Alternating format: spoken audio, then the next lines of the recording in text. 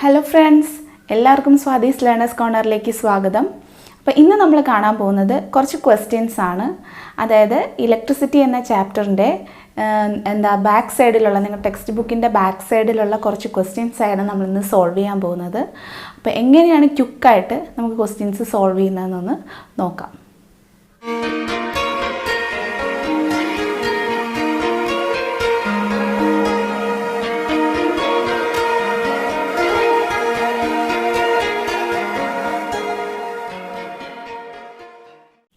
അപ്പം നമ്മുടെ first question ഇതാണ്.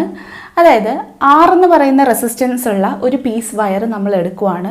R റെസിസ്റ്റൻസ് ഉള്ള അതിനെ നമ്മൾ 5 ഈക്വൽ പാർട്സ് ആയിട്ട് അങ്ങ് കട്ട് ചെയ്തു. ഈ R റെസിസ്റ്റൻസ് ഉള്ള വയറിനെ 5 ഈക്വൽ പാർട്സ് ആയിട്ട് കട്ട് ചെയ്തു. അതിനുശേഷം ഈ 5 ഈക്വൽ റെസിസ്റ്റൻസിനെ എന്തായിട്ട് കണക്ട് ചെയ്തു? പാരലലി കണക്ട് ചെയ്തേക്കുവാണെന്നാണ് പറഞ്ഞിരിക്കുന്നത്, അല്ലേ? They are connected parallelly. ആ സമയത്തുള്ള കോമ്പിനേഷൻ എന്താണ്? റെസിസ്റ്റൻസിൻ്റെ ഇക്വലൻ്റ് റെസിസ്റ്റൻസ് എന്ന് പറഞ്ഞാൽ R' ആണെന്ന് പറഞ്ഞിട്ടുണ്ട്. അങ്ങനെയാണെങ്കിൽ R/R' അല്ലെങ്കിൽ R'/R വാല്യൂ എന്താണെന്നാണ് നമ്മളോട് ചോദിച്ചിരിക്കുന്നത്. ഇപ്പോൾ ക്വസ്റ്റ്യൻ എല്ലാവർക്കും മനസ്സിലായെന്ന് വിചാരിക്കുന്നു. അപ്പം നമുക്ക് R എന്ന് പറയുന്ന റെസിസ്റ്റൻസ് ഉള്ള ഒരു വയറുണ്ട്. R റെസിസ്റ്റൻസ് ഉള്ള ഒരു വയറുണ്ട്. അതിനെ നമ്മൾ 5 ഈക്വൽ പാർട്സ് ആയിട്ട് ഡിവൈഡ് ചെയ്തു. അങ്ങനെ 5 ഈക്വൽ പാർട്സ് ആയിട്ട് ഡിവൈഡ് ചെയ്യുമ്പം ഓരോ റെസിസ്റ്റൻസിൻ്റെയും വാല്യൂ എന്തായിരിക്കും? R/5, അല്ലേ? R/5 ആയിരിക്കും ഓരോ റെസിസ്റ്റൻസിൻ്റെയും വാല്യൂ എന്ന് പറയുന്നത്. ഈ 5 അപ്പോൾ നമുക്ക് മൊത്തം എത്ര R/5 ഉണ്ട്? 5 R/5 ഉണ്ടാവും. അങ്ങനെ ഈ 5 R/5നെയും നമ്മൾ ഏത് രീതിയിലാണ് കണക്ട് ചെയ്യുന്നത്? പാരലലിയാണ് കണക്ട് ചെയ്യുന്നത്. അപ്പോൾ ജസ്റ്റ് കണക്ഷൻ ഒന്ന് കാണിച്ചു തരാം.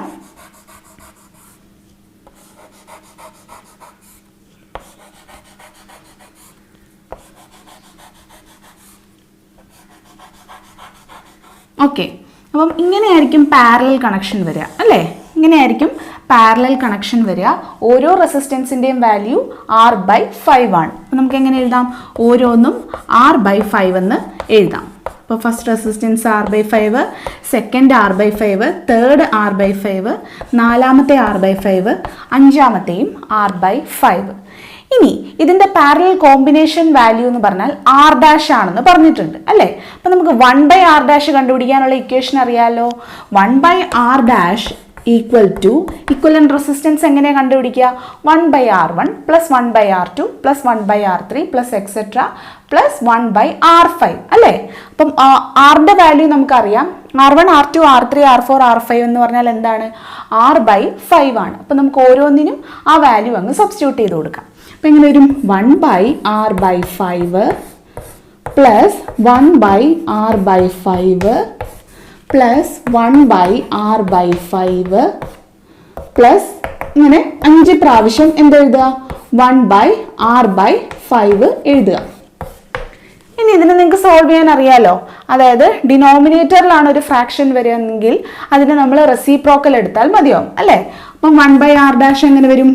1/R' equal to 5/R plus 5/R plus 5/R plus 5/R plus 5/R, അല്ലേ? 5 പ്രാവശ്യം 5/R വരും. അപ്പോൾ ഇതിൻ്റെ ഈക്വലൻ്റ് റെസിസ്റ്റൻസ് എങ്ങനെ എഴുതുക? 5 പ്ലസ് 5 പ്ലസ് 5 പ്ലസ് 5 പ്ലസ് 5, അതായത് 25 ഡിവൈഡഡ് ബൈ R വരും, അല്ലേ? ഇത് നമുക്ക് 1/R' ആണ് 25/R വന്നത്. അപ്പം നമുക്ക് R' എന്താ വരിക? R/25 ആയിരിക്കും വരിക. R/25 ആണ് R' വരിക. ഇതിൽ നമുക്ക് R'/R എഴുതാമല്ലോ. R'/R എന്താണ്? 1/25, അല്ലേ? R'/R എന്ന് പറഞ്ഞാൽ 1/25 എന്നാണ് അർത്ഥം. നിങ്ങൾക്ക് റേഷ്യോ അറിയാം. എങ്ങനെയാണ്? A/B ഈക്വൽ ടു B/C ആണെങ്കിൽ A/B ഈക്വൽ ടു C/D എന്ന് നമുക്ക് എഴുതാം.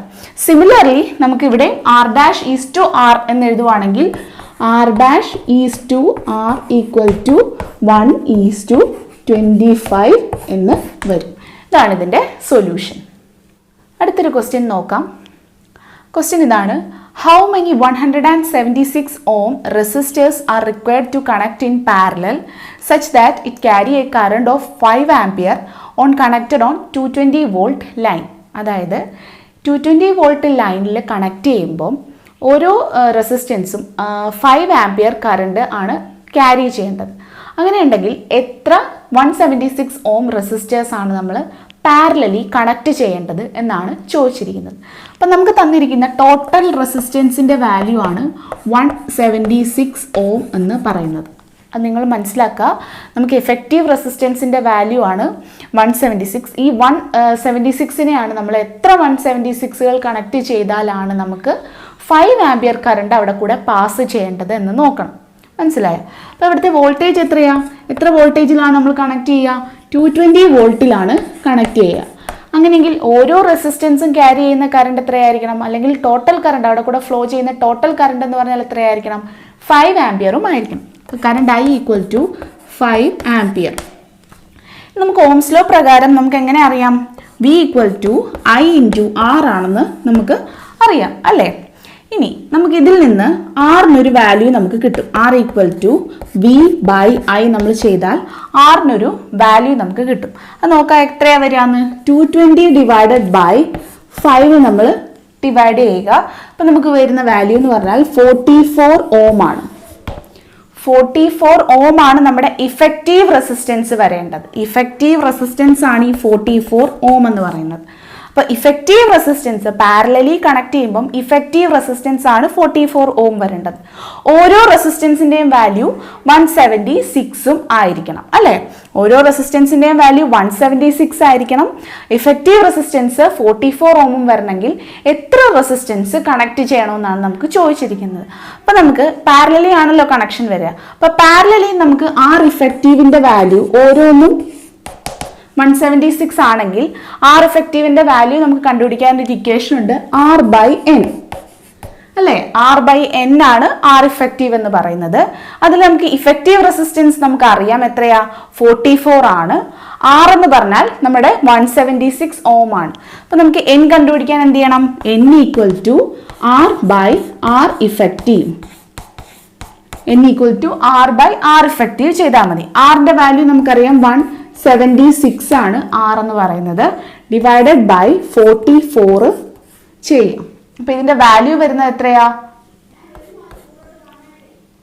അപ്പൊ ഇതിന്റെ വാല്യൂ വരുന്നത് 4 ആണ്. അപ്പം N എന്ന് പറഞ്ഞാൽ 4 ആയിരിക്കണം. അതായത് 176 ഓം റെസിസ്റ്ററുകൾ പാരലലി കണക്ട് ചെയ്താൽ അവിടുത്തെ ഇഫക്റ്റീവ് റെസിസ്റ്റൻസ് എന്ന് പറയുന്നത് 44 ഓം ആയിരിക്കും. അതുപോലെ ഓരോന്നും ക്യാരി ചെയ്യുന്ന കറണ്ട് എന്ന് പറയുന്നത് 5 ആംപിയറും ആയിരിക്കും. മനസ്സിലായോ? അതാണ് ഉദ്ദേശിച്ചിരിക്കുന്നത്. അപ്പം നമ്മളോട് ക്വസ്റ്റ്യൻ ചോദിച്ചിരിക്കുന്നത് വ്യക്തമായിട്ട് മനസ്സിലാക്കുക. ഇഫക്റ്റീവ് ഓരോ റെസിസ്റ്റൻസും 176 വീതം എത്ര റെസിസ്റ്റൻസുകൾ കണക്ട് ചെയ്താൽ നമുക്ക് 5 ആംപിയർ കറണ്ട് അവിടെ കൂടെ പാസ് ചെയ്യും എന്നാണ് ചോദിച്ചിരിക്കുന്നത്. അപ്പം നമുക്ക് അറിയാം B equal to I into R ആണെന്ന്.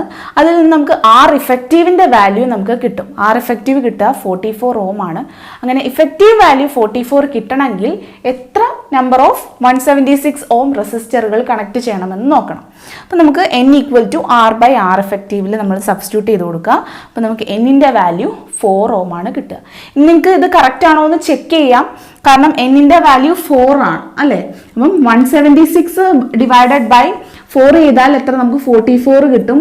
അങ്ങനെ ആ 44 ഇൻറ്റു 44 എന്ന് പറഞ്ഞാൽ റെസിസ്റ്റൻസ് ആണ്. അപ്പോൾ V ബൈ R അതായത് 220 ഡിവൈഡഡ് ബൈ ഈ 4 ചെയ്യുമ്പോഴത്തേക്കും നിങ്ങൾക്ക് എത്ര കിട്ടുന്നുണ്ടോ എന്ന് നോക്കിയാൽ മതി.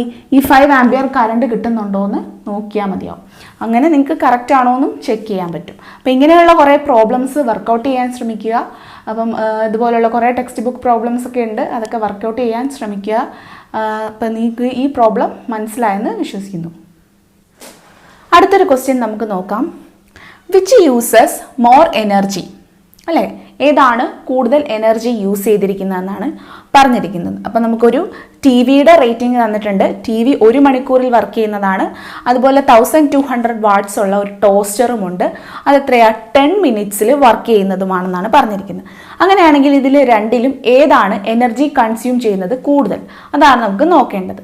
അപ്പം നമുക്കറിയാം, ഞാൻ നേരത്തെ ക്ലാസ്സിലൊക്കെ പറഞ്ഞിരുന്നു, commercial unit of electrical energy നമ്മൾ പറയുന്നത് കിലോ വാട്ട് അവറിലാണ്. അതായത് ഇലക്ട്രിക്കൽ എനർജി നമ്മൾ കൊമേഴ്ഷ്യലി നമ്മുടെ വീടുകളിലെല്ലാം പറയുന്നത് കിലോ വാട്ട് അവറിലാണ്. അതായത് 1 മണിക്കൂർ കൊണ്ട് എത്ര കിലോ വാട്ട് എനർജിയാണ് നമ്മൾ കൺസ്യൂം ചെയ്തത്, അതാണ് നമുക്ക് 1 കിലോ വാട്ട് അവർ എന്ന് പറയുന്നത്. അപ്പോൾ ഇതിലായിരിക്കണം നമ്മൾ ഇവിടെയും കൺവേർട്ട് ചെയ്യേണ്ടത്. നമുക്ക് തന്നിരിക്കുന്നത് വാട്ട്സിലും അവറിലും പിന്നെ ടോസ്റ്ററിൻ്റെ പറഞ്ഞിരിക്കുന്നത് മിനിറ്റിലുമാണ്. അപ്പോൾ നമ്മൾ വാട്ട്സിൽ തന്നിരിക്കുന്നതിനെ കിലോ വാട്ടിലേക്ക് മാറ്റുക, അതുപോലെ മിനിറ്റിൽ തന്നിരിക്കുന്നതിനെ എന്തിലേക്ക് മാറ്റുക, അവറിലേക്കും മാറ്റുക. നമുക്കറിയാം 1 കിലോ വാട്ട് എന്ന് പറഞ്ഞാൽ 1000 വാട്ടാണ്. 1000 വാട്ടാണ് 1 കിലോ വാട്ട് എന്ന് പറയുന്നത്. ഇതിൽ നിങ്ങൾക്ക് 1 വാട്ട്സ് കണ്ടുപിടിക്കാമല്ലോ. 1 വാട്ട്സ് എന്ന് പറഞ്ഞാൽ 1/1000 കിലോ വാട്ട് വരും അല്ലേ. അപ്പോൾ എത്രയാണോ നമുക്ക് വാട്ട് തന്നിരിക്കുന്നത് അതിനെ നമുക്ക് കിലോ വാട്ടിലേക്ക് മാറ്റാൻ എന്ത് ചെയ്താൽ മതി, ഡിവൈഡഡ് ബൈ 1000 ചെയ്താൽ മതിയാവും. അപ്പം നമുക്ക് ടി വി യൂസ് ചെയ്യുന്നത് 250 വാട്ട്സ് ആണെന്ന് പറഞ്ഞിട്ടുണ്ട്. അതിനെ കിലോ വാട്ട് അവറിലേക്ക് എത്ര മണിക്കൂറാണ് ടി വി വർക്ക് ചെയ്യുന്നത്, 1 അവറാണ് വർക്ക് ചെയ്യുന്നത്. ആ സമയത്തുള്ള കിലോ വാട്ട് അവർ നമുക്ക് കണ്ടുപിടിക്കണം. അപ്പം എന്ത് ചെയ്യുക, 1 കിലോ വാട്ടിലേക്ക് നമുക്ക് മാറ്റണം അല്ലേ. അപ്പം 250 കിലോ വാട്ടിലേക്ക് മാറ്റാൻ എന്ത് ചെയ്യുക, 250 ഡിവൈഡഡ് ബൈ 1000 ചെയ്യുക ഇൻറ്റു എത്ര മണിക്കൂറാണ് വർക്ക് ചെയ്യുന്നത്, അത് 1 അവറാണ് വർക്ക് ചെയ്യുന്നത്. അപ്പോൾ നമുക്ക് ഇവിടെ 1 എന്ന് തന്നെ ഇടാം. അപ്പോൾ ഇതിൻ്റെ ആൻസർ വരിക എത്രയാ, 0.25 യൂണിറ്റ് ആണ് വരുന്നത്. 0.25 യൂണിറ്റ്സ്. ഇത്രയാണ് എന്ത്, 1 മണിക്കൂർ കൊണ്ട് ടി വി വർക്ക് ചെയ്യുമ്പോൾ, അതായത് 250 വാട്ട്സിൽ ടി വി വർക്ക് ചെയ്യുമ്പോൾ അത് കൺസ്യൂം ചെയ്യുന്ന എനർജി എന്ന് പറയുന്നത് 0.25 യൂണിറ്റ്സ് ആണ്. സെയിം പ്രൊസീജിയർ തന്നെ നമ്മൾ ടോസ്റ്ററിൻ്റെയും കണ്ടുപിടിക്കാം. അപ്പോൾ ടോസ്റ്ററിൻ്റെ വരുന്നത് എങ്ങനെയായിരിക്കും, ടോസ്റ്ററിന് 1200 വാട്ട്സ് ആണ് അത് കൺസ്യൂം ചെയ്യുന്നത്. കിലോ വാട്ടിലേക്ക് മാറ്റാൻ ഡിവൈഡഡ് ബൈ 1000 ചെയ്യുക ഇൻറ്റു 10 മിനിറ്റ്സ് ആണ് അത് വർക്ക് ചെയ്യുന്നത്. അപ്പോൾ മിനിറ്റ്സിലെ മണിക്കൂറിലേക്ക് മാറ്റാനായിട്ട് ഡിവൈഡഡ് ബൈ 60 ചെയ്യണം. ഓക്കെ, 10 ഡിവൈഡഡ് ബൈ 60 നമ്മൾ ചെയ്യാം. അപ്പോൾ ഇതിൻ്റെ ആൻസർ വരിക 0.2 യൂണിറ്റ് ആണ് വരിക. 0.2 യൂണിറ്റ്സ് അല്ലേ. അപ്പം നമുക്ക് ടി വിയുടെ ചെയ്തപ്പോൾ നമുക്ക് എത്രയാണ് കിട്ടിയത്, 0.25 യൂണിറ്റ്സും അതുപോലെ ടോസ്റ്ററിൻ്റെ ചെയ്തപ്പോൾ നമുക്ക് കിട്ടിയത് 0.2 യൂണിറ്റ്സുമാണ്. അപ്പോൾ ഇത് നോക്കിയാൽ തന്നെ മനസ്സിലാകും യൂണിറ്റ്സ് കൂടുതലുള്ളത് ഏതാ, അല്ലെങ്കിൽ എനർജി കൺസംഷൻ കൂടുതലുള്ളത് ഏതിനാണ്, ടി വിക്കാണ്. അപ്പോൾ നമുക്ക് എന്ത് പറയാം, ടി വി ആണ് ഏറ്റവും കൂടുതൽ എനർജി കൺസ്യൂം ചെയ്ത അപ്ലയൻസ് എന്ന് പറയുന്നത്. അപ്പോൾ ഓക്കെ, അപ്പോൾ ഇത്രയും പ്രോബ്ലംസ് മനസ്സിലാക്കിയെന്ന് വിശ്വസിക്കുന്നു. അടുത്തൊരു ക്വസ്റ്റ്യനും കൂടെ നമുക്ക് നോക്കാം. An electric heater of resistance 8 ohm is connected to a service mains for 2 hours and it draws a current of 15 ampere. Calculate the rate at which heat developed in it. അല്ലേ, അതാണ് question. അതായത് ഒരു electric heater ഉണ്ട്. ആ electric ഹീറ്ററിൻ്റെ resistance എന്താണ്, 8 ohm ആണ് electric ഹീറ്ററിൻ്റെ resistance എന്ന് പറയുന്നത് അല്ലേ. 8 ohm ആണ് ഇലക്ട്രിക് ഹീറ്ററിൻ്റെ റെസിസ്റ്റൻസ്. അത് എത്ര നേരത്തേക്കാണ് കണക്ട് ചെയ്തിരിക്കുന്നത് മെയിൻസിലേക്ക്, 2 hours-ലാണ് കണക്ട് ചെയ്തേക്കുന്നത്. അപ്പോൾ ടൈം നമുക്ക് തന്നിട്ടുണ്ട് 2 hours. ഇനി അത് എത്ര കറണ്ട് ഡ്രോ ചെയ്യുന്നതെന്ന് പറഞ്ഞിട്ടുണ്ട്, 15 ആംപിയർ കറണ്ട് ആണ് ഡ്രോ ചെയ്യുന്നത്. അപ്പോൾ കറണ്ട് I = 15 ആംപിയർ. ഇങ്ങനെയാണെങ്കിൽ ഇവിടുത്തെ ഹീറ്റ് ഡെവലപ്പ് ചെയ്യുന്നതും അതിൻ്റെ റേറ്റുമാണ് ചോദിച്ചിരിക്കുന്നത്. അപ്പോൾ നമുക്ക് ജൂൾസ് ലോ പ്രകാരം ഹീറ്റ് ഡെവലപ്പ് ചെയ്യുന്നത് കണ്ടുപിടിക്കാനുള്ള ഇക്വേഷൻ അറിയാം, H = I² R × T അല്ലേ. അപ്പോൾ ഡയറക്റ്റ് വാല്യൂസ് എല്ലാം സബ്സ്റ്റിറ്റ്യൂട്ട് ചെയ്ത് കൊടുക്കാം. അപ്പോൾ ഐക്ക് പകരം 15² ഇൻറ്റു ആറിന് പകരം 8 ഇൻറ്റു ടിക്ക് പകരം 2. നമുക്കിതിൻ്റെ വാല്യൂ വരിക 3600 ജൂളാണ്. 3600 ജൂളാണ് ഇവിടെ ഡെവലപ്പ് ചെയ്യുന്ന ഹീറ്റ് എന്ന് പറയുന്നത്. ഇനി നമുക്കിതിൻ്റെ റേറ്റ് ആണ് കണ്ടുപിടിക്കേണ്ടത്. അതായത് റേറ്റ് എന്ന് പറഞ്ഞാൽ 1 മണിക്കൂറിൽ എത്ര ഹീറ്റ് യൂസ് ചെയ്യുന്നുണ്ട് അല്ലെങ്കിൽ ഡെവലപ്പ് ചെയ്യുന്നുണ്ട്, ഡിസിപ്പേറ്റ് ചെയ്യുന്നുണ്ട് എന്നാണ് കണ്ടുപിടിക്കേണ്ടത്. അപ്പോൾ 2 hours-ലാണ് നമുക്ക് 3600 വന്നത്. അങ്ങനെയാണെങ്കിൽ 1 hour-ൻ്റെയോ, അതായത് heat rate H/T heat rate എന്നാണ് ഇതിനെ പറയുക. 1 മണിക്കൂറിൽ ഡിസിപ്പേറ്റ് ചെയ്യുന്ന ഹീറ്റാണ് ഹീറ്റിൻ്റെ റേറ്റ്. അത് കണ്ടുപിടിക്കാൻ എന്ത് ചെയ്യണം, 3600 ഡിവൈഡഡ് ബൈ എന്ത് ചെയ്യണം, 2 ചെയ്താൽ മതിയാവും. അപ്പോൾ എന്താ വരിക, 1800 ജൂൾ ആണ് എന്ത്, ഇത് അവിടുത്തെ ഹീറ്റിൻ്റെ റേറ്റ് എന്ന് പറയുന്നത്. അപ്പോൾ ഇത്രയും പ്രോബ്ലംസ് എല്ലാവർക്കും മനസ്സിലായെന്ന് വിശ്വസിക്കുന്നു. അപ്പം തുടർന്നും നിങ്ങൾ ക്ലാസ്സുകൾ കാണുക. എന്തെങ്കിലും ഡൗട്ട് ഉണ്ടെങ്കിൽ കമൻറ്റ് ചെയ്യാവുന്നതാണ്. നിങ്ങൾക്ക് വീഡിയോ ഇഷ്ടപ്പെട്ടാൽ ലൈക്ക് ചെയ്യുക. ഒപ്പം തന്നെ നിങ്ങളുടെ ഫ്രണ്ട്സിനും റിലേറ്റീവ്സിനും ഒക്കെ ഷെയറും ചെയ്യുക. പിന്നെ നിങ്ങൾ സബ്സ്ക്രൈബും ചെയ്യണം. ഒപ്പം തന്നെ ബെൽ ബട്ടണും കൂടെ അമർത്തിയാലേ പുതിയ ക്ലാസ്സുകൾ വരുമ്പോൾ നിങ്ങൾക്ക് കാണാൻ പറ്റുള്ളൂ. അപ്പോൾ എല്ലാവർക്കും താങ്ക്സ്.